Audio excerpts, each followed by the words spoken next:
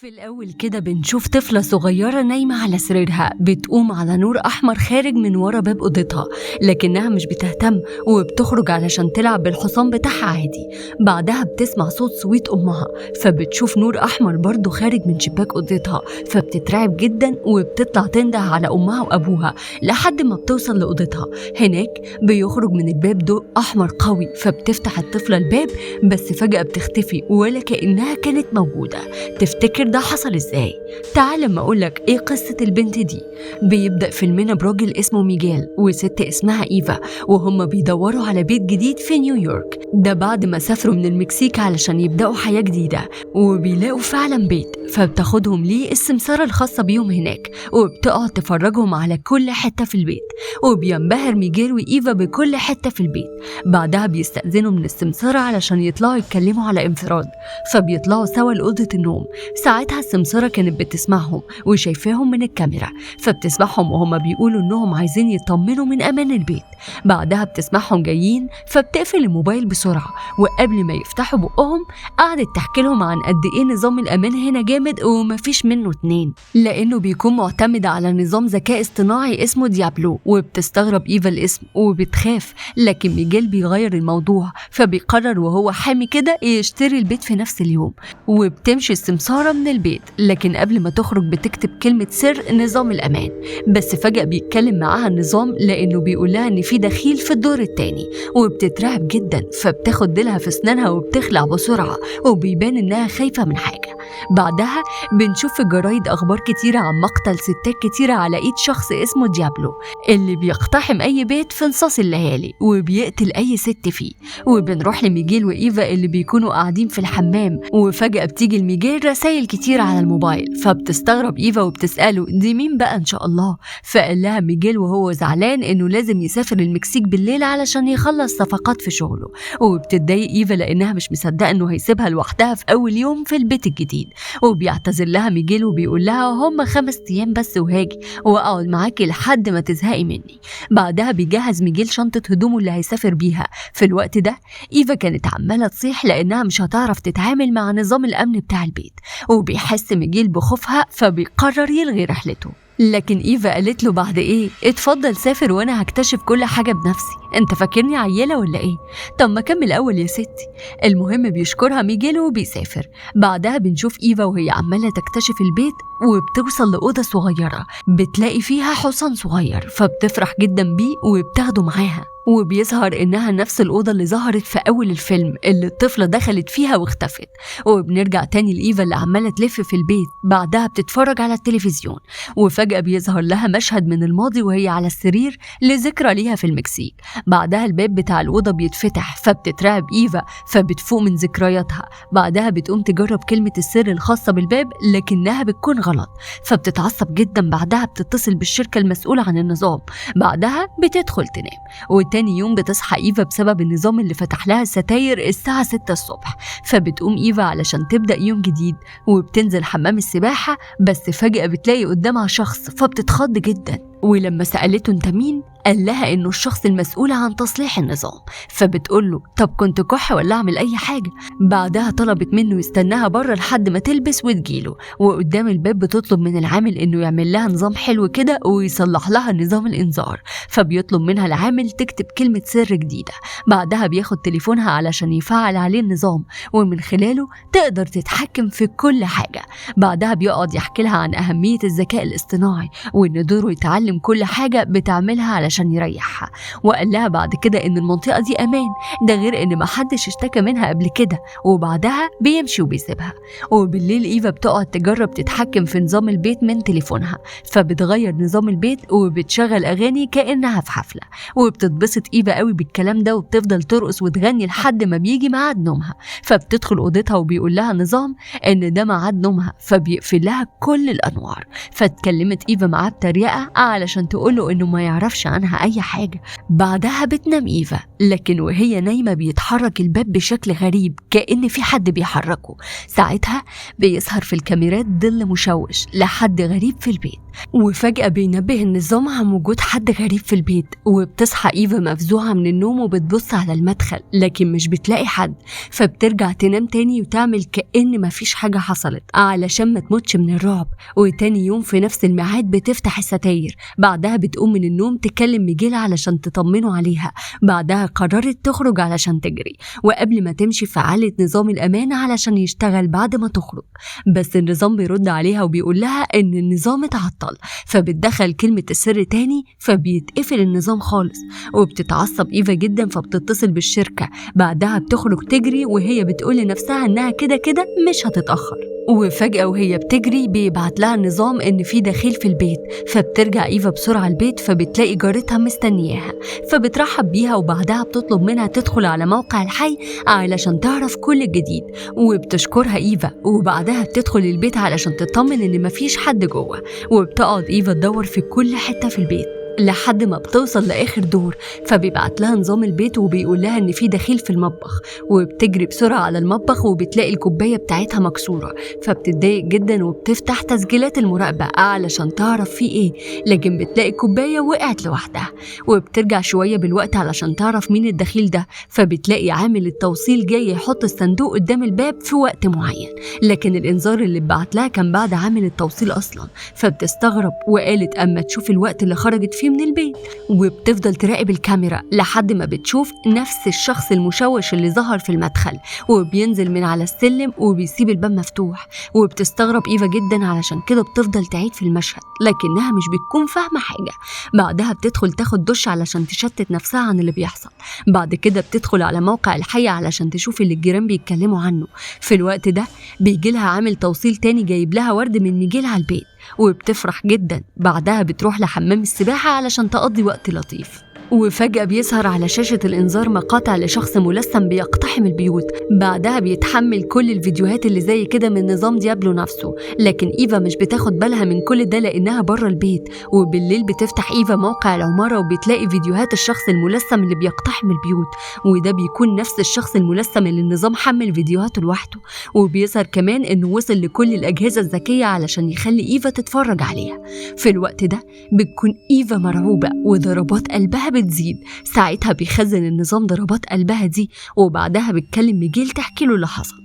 قال لها ميجيل تخرج بسرعة من الموقع لأن كل الأخبار اللي فيها دي مش حقيقية وعايزة تقلقها وخلاص، وبتقفل إيفا اللابتوب بتاعها وبعدها بتنام، لكن بتحلم بنفس المشهد اللي بتشوفه دايما، وهو إنها قاعدة على السرير بتقرأ كتاب في بيتها القديم، وفجأة بتسمع صوت وبتلاقي الراجل الملثم داخل عليها في إيده سكينة، فبتقوم إيفا مفزوعة وبتجري تغسل وشها علشان تخرج من الحالة دي، وبتنام على أرضية الحمام من الرعب والتعب. وتاني يوم بتصحى إيفا على صوت النظام ونور الشمس، بعدها بتكلم الدكتورة بتاعتها علشان تروح لها، فبترد عليها السكرتيرة وبتطلب إيفا منها تدخل الطوارئ، ودي بتكون للحالات النفسية الطارئة اللي ما ينفعش تستنى. وبتكلم إيفا الدكتورة فبتقعد تحكي لها عن الحاجات الغريبة اللي بتشوفها، كمان عن الأحلام اللي بتجيلها، وبتقول لها الدكتورة إن التجربة اللي عدت بيها كانت صعبة فطبيعي يكون في حالة صدمة، لكنها دلوقتي في مرحلة أحسن لما وقفوا أدوية واعتمدوا على نظام غذائي كويس. قالت لها إيفا إنها حاسة إن ديابلو ده هيجيلها يقتلها، وده لأنها الوحيدة اللي ما ماتتش في الليلة اللي الستات ماتوا كتير فيها، وبنعرف إن ديابلو هو نفس الشخص الملثم اللي كان السبب في موت ستات كتير في المكسيك. وبتطمنها الدكتورة وبعدها بتطلب منها تبعد عن الكحول والكافيين علشان حالتها ما تبص تاني، وبتشكرها إيفا وبتقرر تزود من الأكل الصحي والتمارين، بس وقت التمارين بتتخيل الشخص الملثم ده بيقرب منها وحاطط سكينة على رقبتها وعايز يموتها، ده قبل ما يسمع صوت جوزها اللي رجع فجأة. وبنرجع تاني لإيفا اللي بتكون قاعدة مستنية جوزها يرجع تاني يوم، فبتبعت له رسالة تطلب منه ما ياكلش لأنها مجهزة له أكل، وبعدها بتدخل تنام وتصحى تجهز البيت لجوزها، لكن في نص الليل بيرد ميجيل على رسالتها وبيقول لها إنه مش هيعرف يرجع بكرة ولسه فاضل يومين كمان، بعدها بيترجاها ما تزعلش لأنه غصب عنه. وبنرجع لإيفا اللي بتكون نايمة، بس فجأة الإنذار بيعلن عن وجود دخيل في البيت، وبيظهر مشهد للمطبخ وهي التلاجة بتتفتح لوحدها وبتتساب مفتوحة. وتاني يوم بتقوم إيفا قبل ما الستارة تتفتح، فبتقول لنظام إنها صحيت قبله، فبتقوم مبسوطة علشان تحضر الأكل لجوزها، لكنها بتتفاجئ لما بتلاقي التلاجة مفتوحة من اليوم اللي قبله وكل حاجة بتبوظ فيها، فبتتعصب وبعدها بتروح تجيب أكل جديد. بالليل بيجي ميعاد وصول ميجيل للبيت، وإيفا بتكون مستنياه، لكنه بيتصل بيها وبيتفاجئ إنها ما سمعتش رسالته امبارح، فبتتعصب لما بتعرف إنه مش جاي النهاردة وبتقفل السكة في وشه. بعدها بتقعد تحتفل لوحدها عن طريق إنها تقضيها شرب لحد ما بتغرق هدومها. في الوقت ده بتشغل أغاني وبترقص لوحدها، وبعدها بتقف قدام حمام السباحة وبتكلم نفسها كأنها بتكلم النظام، وبتقول له إنها عارفة إنهم عايزين يعذبوها ويجننوها، لكن ده مش هيحصل. بعدها بترمي نفسها في حمام السباحة، فبتقعد تعوم لحد ما النظام بيقاطعها علشان يبلغها إن في حركة غريبة في الدور الثالث. فبتطلع إيفا بسرعة لكن مش بتلاقي حاجة، لكن بعدها بتشوف عامل شركة الأمن مشغل الكشاف كأنه بيدور على حاجة، فبتخرج وراه علشان تسأله في إيه، خصوصا إن النور قطع. فقال لها العامل إن في عطل بسيط بس مش أكتر، فبيطلب منها تدخل البيت وهو هيجيلها تاني يوم. وبترجع إيفا أوضتها وبتدلق علشان تنام، لكنها بتحلم بنفس الكابوس. وفجأة النظام بيفتح فيديو بيظهر فيه نفس الحلم اللي إيفا بتحلمه، ده كمان بيقعد يحلل كل تفاصيل الحلم لحد ما بيخلص. وتاني يوم بتصحى إيفا على صوت الباب وبيكون العامل، فبتوريه الفيديو بتاع الراجل وبتقوله إنها حاسة إن النظام قاصد يضايقها. فقال لها العامل إنها لما تشوف شاب صغير في الكاميرا أو طفلة ده مجرد بقايا من ذاكرة النظام. فبتستغرب إيفا إنه عارف إنها بتشوف شاب في الفيديو أو طفلة، فبيتوتر العامل وبيقول لها إن كان في طفلة هنا ساكنة قبلها. بعدها بيمسح لها الفيديوهات اللي في النظام وبيطمنها ان العطل ده مش هيحصل تاني. وبعد شوية بتنزل إيفا المشكلة على موقع الحي علشان تشوف في حد عنده نفس نظام مشكلتها ولا ايه، فبتلاقي كمية كبيرة من التعليقات بيقولوا انهم عندهم نفس المشكلة. وبعدها بتروح إيفا تشتري تمثال لست اسمها سيدة الموت اللي بتعتقد انها تحميها من الشر، وبعدها بتحضر اكل لنفسها. وبعدها بتشوف في الكاميرا نظام تاني لوجود دخيل، فبتروح للمكان اللي فيه الشخص المشوش وبتحاول تلمسه لكن مش بتحس بحاجة، فبتتأكد إن ده عطل في النظام وبترجع تكمل أكلها. وفجأة بيتقطع النور من تاني وبتسمع إيفا صوت جاي من فوق، فبتشغل الكشاف بتاعها وبتحاول تفتح الباب لكن النظام مقفول بسبب الكهرباء المقطوعة، فبتقرر تطلع بنفسها. وفجأة بيطلع لها الشخص الملثم اللي هجم عليها في المكسيك، فبتصرخ من الخوف بس النور بيجي فمش بتشوف حد. فبتتواصل مع دكتورتها تاني علشان تقول لها انها بقت تشوف هلاوس حقيقيه، فبتطمنها الدكتوره وبتطلب منها يتكلموا كل يوم، وبتشكرها ايفا. وبعدها بتدخل تاخد دش، فبيجي لها رساله من شخص ساكن في المنطقه معاها بيتكلم عن نظام ديابلو وانه بيعاني بسببه، كمان حاسس انه قرب يتجنن، فطلب ان اي حد عنده نفس المشكله يروح يتكلم معاه في البيت.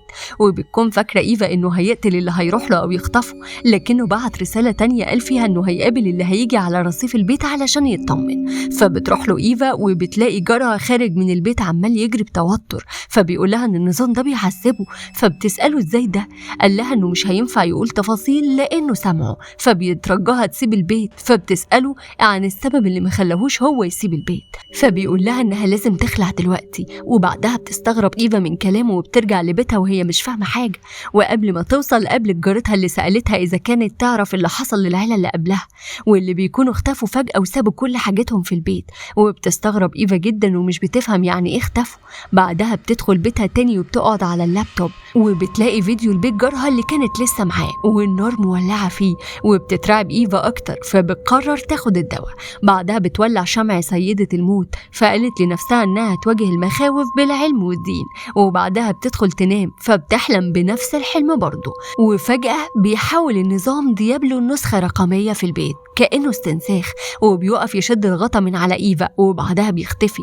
وتاني يوم بتصحى إيفا وبتكلم دكتورتها وبتقول لها إن نظام الذكاء الاصطناعي هو السبب، وإنها متأكدة إن اللي بتشوفه ده مش هلاوس، لا ده النظام هو اللي عايز يأذيها. ولما بتحكي للدكتورة عن جارها والعيلة اللي اختفت بتضحك الدكتورة وبتطلب منها تلتزم بالأدوية، فبتنهار إيفا. وبعدها بتطلب من الدكتورة تحكي لجوزها اللي حصل لو اختفت زي اللي قبلها، وبتقفل المكالمة في وشها لأنها بتتريق عليها.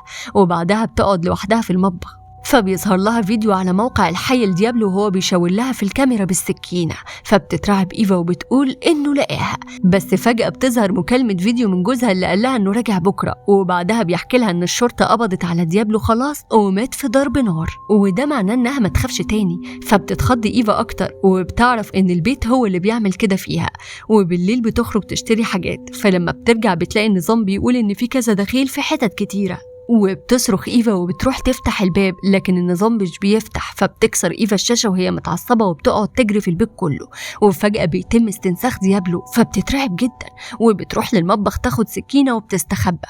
بعدها بتبص حواليها وبتلاقي ديابلو مستنيها، فبيقرب منها خطوة خطوة، وبتشوف إيفا في إيده السكينة، فبتقرر إنها تحطها في الميكروويف واللي بيشتغل من خلال نفس النظام علشان يحصل تداخل بين العناصر. وفعلا ده اللي بيحصل، وبتختفي السكينة من ايد ديابلو، فبتاخدها من على الارض وبتضربه بيها لحد ما بيختفي.